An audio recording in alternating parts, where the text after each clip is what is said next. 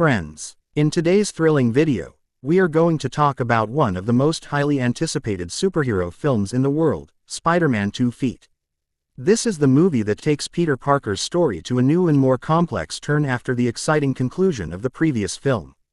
In this detailed review, we will discuss the film's plot, its impressive production details, its massive marketing, the new villains involved, the characters' feelings, and the release date. Everything. We want to make it clear that we will only be giving you a complete and unbiased review of this new movie, and we will not be presenting the full movie.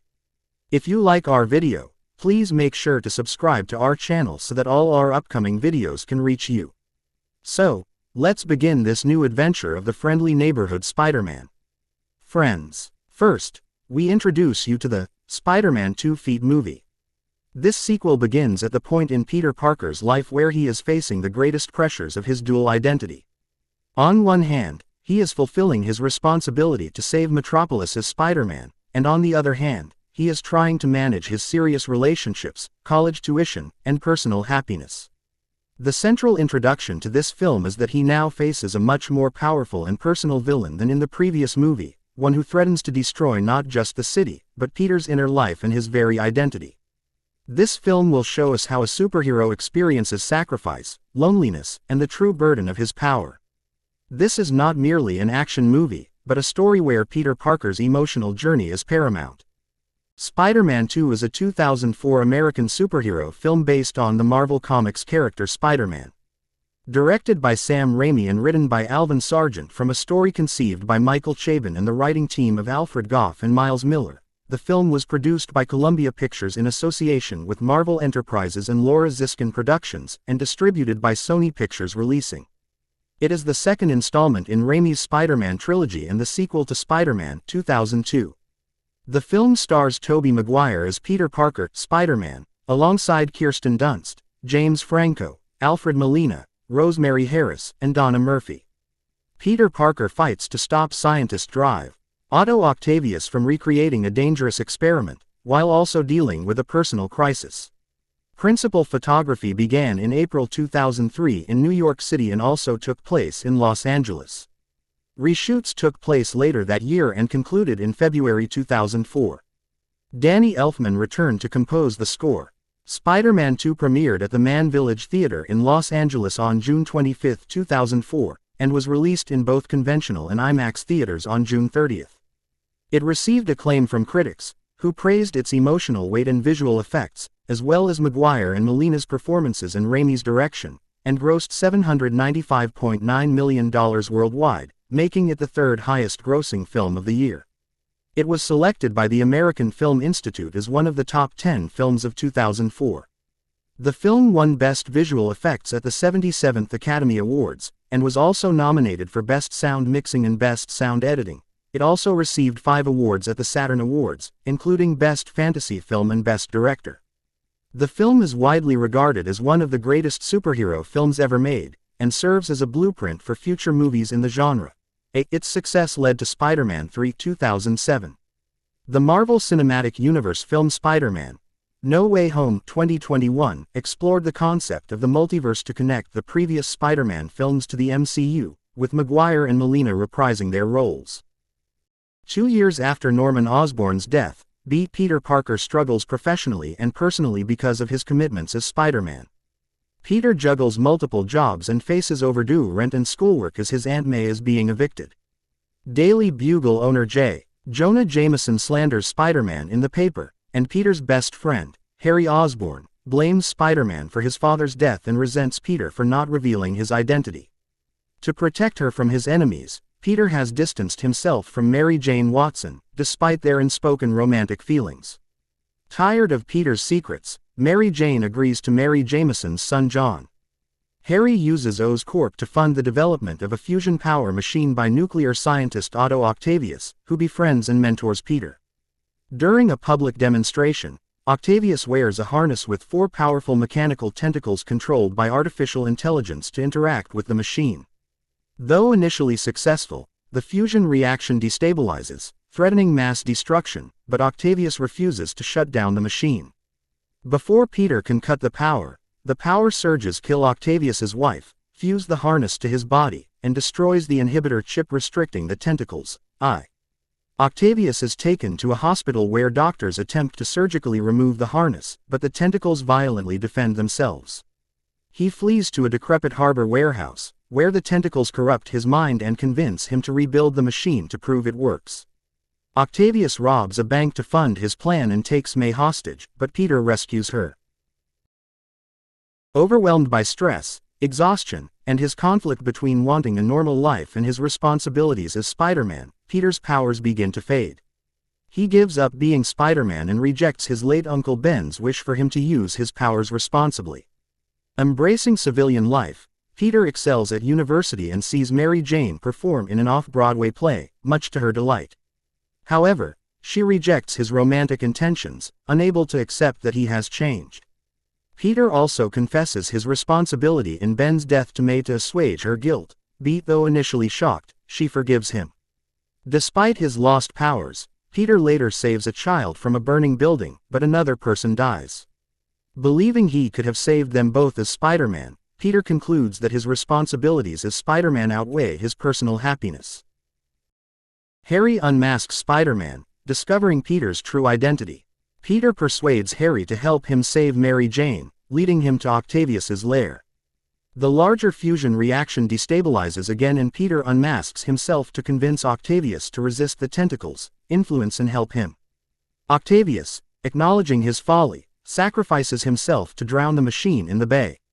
Peter rescues Mary Jane, who now knows his secret, and admits that while he loves her, he cannot be with her.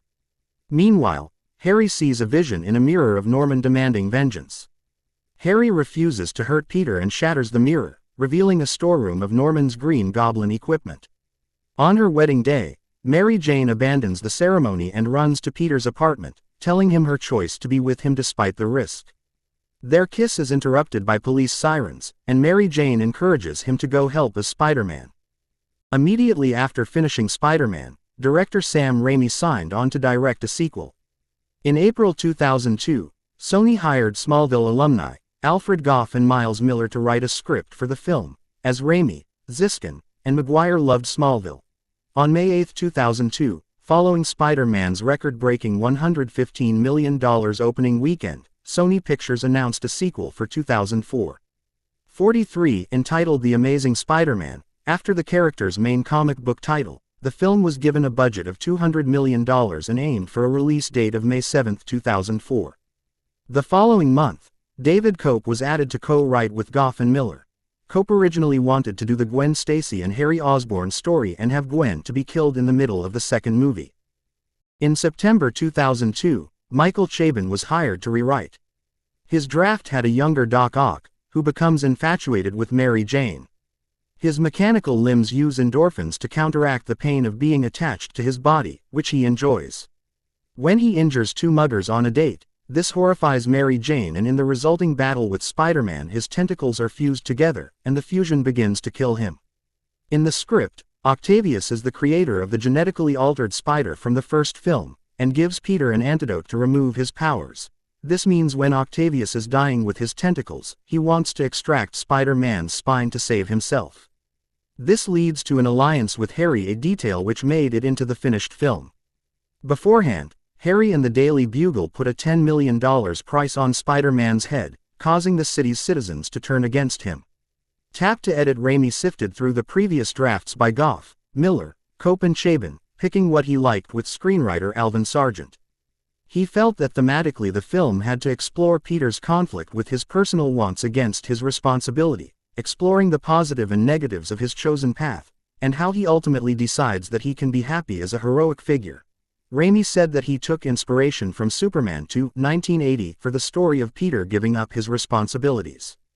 Although the story takes some partial influence from Doc Ock's debut in 1963 and the 1966 storyline If This Be My Destiny, the story was mostly inspired by the 1967 storyline Spider-Man No More, specifically The Amazing Spider-Man 50. It was decided that Doctor Octopus would be kept as the villain, as he was both a visually interesting villain who was a physical match for Spider-Man, and a sympathetic figure with humanity, accompanied by the fact that the character had been repeatedly considered as a villain for the first film over the course of its 15-year development. Raimi changed much of the character's backstory, however, adding the idea of Otto Octavius being a hero of Peter, and how their conflict was about trying to rescue him from his demons rather than kill him. When Tobey Maguire signed on to portray Spider-Man in 2000, he was given a 3-film contract. After filming Seabiscuit in late 2002, a pre-existing back condition that Maguire suffered from was bothering him. Raimi heard that Maguire could be paralyzed if there was an injury in his back. 53, Jake Gyllenhaal was cast to replace Maguire. The two actors so resemble each other that a source close to Maguire reportedly said that, had Gyllenhaal taken over the role, a year from now, the public wouldn't know the difference. Maguire's girlfriend's father, Ronald Meyer, head of Universal Studios, helped Maguire regain the role, with a salary of $17 million. Maguire underwent tests to make sure if his back was fit for filming. Gyllenhaal would later say in a 2019 interview that he was one of several actors considered to replace Maguire. Raimi stated that prior to filming he was concerned that Maguire and Dunst weren't going to have the same chemistry, as they had since broken up. Several actors were considered for the part of Doctor Octopus, including Ed Harris, Chris Cooper, David Duchovny, and Christopher Walken. Molina was cast as Octavius in February 2003 and underwent physical training for the role. The reaction to his casting was mixed. Raimi had been impressed by his performance in Frida and also felt that his large physical size was true to the comic book character. Molina only briefly discussed the role and was not aware that he was a strong contender. He was a big fan of Marvel Comics and was excited to get the part. Although he was not familiar with Doc Ock, Molina found one element of the comics that he wanted to maintain: the character's cruel, sardonic sense of humor.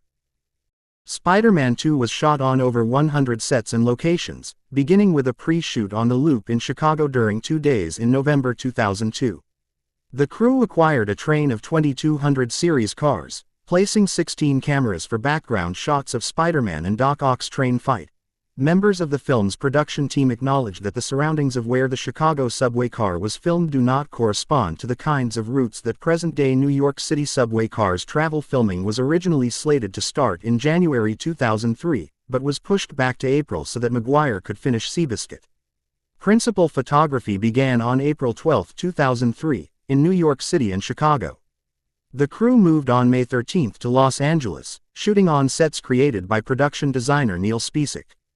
After the scare surrounding his back pains, Tobey Maguire relished performing many of his stunts, even creating a joke of it with Raimi, creating the line, my back," as Spider-Man tries to regain his powers.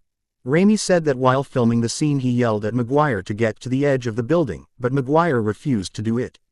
Even Rosemary Harris took a turn, putting her stunt double out of work. In contrast, Alfred Molina joked that the stunt team would trick him into performing a stunt time and again. J.K. Simmons said that while filming the scene where Spider-Man gets his suit back from the Daily Bugle, when Simmons said, "He's a thief," his fake teeth popped out of his mouth. Filming was put on hiatus for 8 weeks, in order to build Doc Ock's pier lair. It had been Spacek's idea to use a collapsed pier as Ock's lair, reflecting an exploded version of the previous lab and representing how Octavius's life had collapsed and grown more monstrous, evoking the cinema of Fritz Lang and the film The Cabinet of Dr. Caligari. Filming then resumed on that set, having taken 15 weeks to build, occupying Sony's Stage 30. It was 60 feet by 120 feet long, and 40 feet high, and a quarter-scale miniature was also built for the finale as it collapses. Reshoots for the film eventually wrapped in February 2004. A camera system called the Spider-Cam was used to allow filmmakers to express more of Spider-Man's worldview, at times dropping 50 stories and with shot lengths of just over 2,400 feet in New York or 3,200 feet in Los Angeles. For some shots the camera would shoot at 6 frames per second for a faster playback, increasing the sense of speed. Shots using the Spider-Cam were pre-planned in digital versions of cities, and the camera's movement was controlled with motion control, making it highly cost-effective. The camera system was only used in the previous film for the final shot. Although roughly the same as before, costume designer James Acheson made numerous subtle changes to Spider-Man's costume. Its colors were made richer and bolder, its spider emblem was given more elegant lines and enlarged, its eye lenses were somewhat smaller, and its muscle suit underneath was made into pieces, to give a better sense of movement. The helmet Maguire wore under his mask was also improved, with better movement for the false jaw and magnetic eyepieces, which were easier to remove. To create Dr. Octopus's mechanical tentacles, Steve Johnson's Edge FX was hired to create a corset, a metal and rubber girdle, a rubber spine and 4 foam rubber tentacles which were 8 feet long and altogether weighed 100 pounds. The claws of each tentacle, which were called death flowers, were controlled by one puppeteer sitting on a chair. Each tentacle was controlled by 4 people, who rehearsed every scene with Melina so that they could give a natural sense of movement as if the tentacles were moving due to Octavius's muscle movement. On set, Melina referred to his tentacles as Larry, Harry, Mo, and Flo, with Flo being the top right tentacle as it was operated by a female grip and performed delicate operations like removing his glasses and lighting his cigar. Edge FX was only hired to do scenes where Octavius carries his tentacles. CGI was used for when the tentacles carry Octavius. A 20 feet high rig held Melina to glide through his surroundings, with CGI tentacles added in post-production. The CGI versions were scanned straight from the real ones to allow them to appear more realistic. However, using the real versions was always preferred to save money, and each scene was always filmed first with Edge FX's creations to see if CGI was truly necessary. In some shots where CGI is used, Melina is replaced by a virtual actor possessing the CGI tentacles. Through the use of motion capture and cyber scanning, visual effects supervisor Scott Stokedick and CGI character animation supervisor Anthony LaMolinera were able to create more detailed virtual actors to replace Maguire and Melina in some shots, as well as make them display natural human motion. Completing the illusion, the sound designers chose not to use servo sound effects, feeling it would rob the tentacles of the sense that they were part of Octavius's body, and instead used motorcycle chains and piano wires. As with the previous film, John Dykstra served as visual effects designer. Dykstra and his crew sought to make the weakest shot of the second movie look as good as the best shot of the first movie. Dykstra not only created the physical appearance of Octavius's tentacles, but also that of the nuclear reaction that Octavius attempts to carry out in the film. The reaction resembles the sun, complete with solar flares, and poses a threat to its immediate environment through its strong gravitational pull, which can draw surrounding objects directly into it and disintegrate them. As mentioned previously, the film's increased budget allowed the reaction to have a significant amount of artistry and reality. The film was scored by Danny Elfman, composer of the previous film.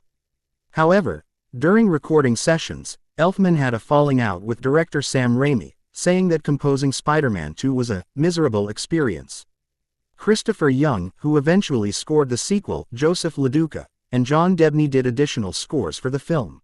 They wanted Elfman to do one cue that was from Hellraiser, but he couldn't get it close to it and he wasn't going to imitate Christopher Young. He instead suggested to hire Young, but Young also couldn't get it close either, so they instead licensed the cue from Hellraiser. The first teaser trailer was released in December 2003, being attached to the screenings of The Lord of the Rings, The Return of the King. The next trailer then premiered on April 8, 2004, during The Apprentice and in theaters with the release of The Alamo the day after. Promotional partners included Burger King, Dr. Pepper, Kraft Foods, Major League Baseball, Kellogg's, and Embassy Suites Hotels. In March 2024, Sony announced that all of their live-action Spider-Man films will be re-released in theaters as part of Columbia Pictures' 100th anniversary celebration. Spider-Man 2 was re-released on April 22, 2024. In June 2025, it was announced that Sony, in collaboration with Fathom Events, would be re-releasing the Sam Raimi Spider-Man trilogy in theaters. This also marks the first theatrical release of the film's extended cut, Spider-Man 2.1, which was re-released on September 27, 2025, and was then followed by an encore screening on October 4, 2025. Spider-Man 2 grossed $374.7 million in the United States and Canada and $421.2 million in other territories for a total worldwide gross of $795.9 million, against a production budget of $200 million. Spider-Man 2 opened in the United States on June 30, 2004, and grossed $40.4 million in its first day, This broke its predecessor's opening day record of $39.4 million until it was surpassed a year later by Star Wars Episode III, Revenge of the Sith, $50 million. Playing at 4,152 theaters upon opening, it had the second highest number of screenings, behind Shrek 2, which had an extra 11, bringing the total to 4,163. The film also broke the Lord of the Rings, The Return of the King's record, $34.5 million for the highest-grossing Wednesday of all time. It held the Wednesday record for 3 years until it was topped by Harry Potter and the Order of the Phoenix, $44.2 million. Its Friday to Sunday gross reached a total of $88.2 million, surpassing Austin Powers in Goldmember, $73.1 million, to have the largest July opening weekend. Moreover, Spider-Man 2 also beat Men in Black 2, $52.1 million, for having the biggest 4th of July opening weekend at the time. The film held the record until 2011 when it was broken by Transformers: Dark of the Moon, $97.9 million. With a total gross of $152.6 million, it surpassed Shrek 2, $129 million, to have the highest 5-day Wednesday opening in its first 6 days. The film had grossed over $180 million, which surpassed the previous largest 6-day opening record held by The Matrix Reloaded, $146.9 million. Additionally, it had the highest Monday gross of any film, generating a total of $27.6 million. The film would hold this record for a decade until it was eclipsed by Star Wars: The Force Awakens, $40.1 million in 201. Spider-Man 2 became the quickest film to hit the $200 million mark, taking 8 days to do so. This record would be tied with Revenge of the Sith and Pirates of the Caribbean: Dead Man's Chest. All 3 films were surpassed by The Dark Knight in 200.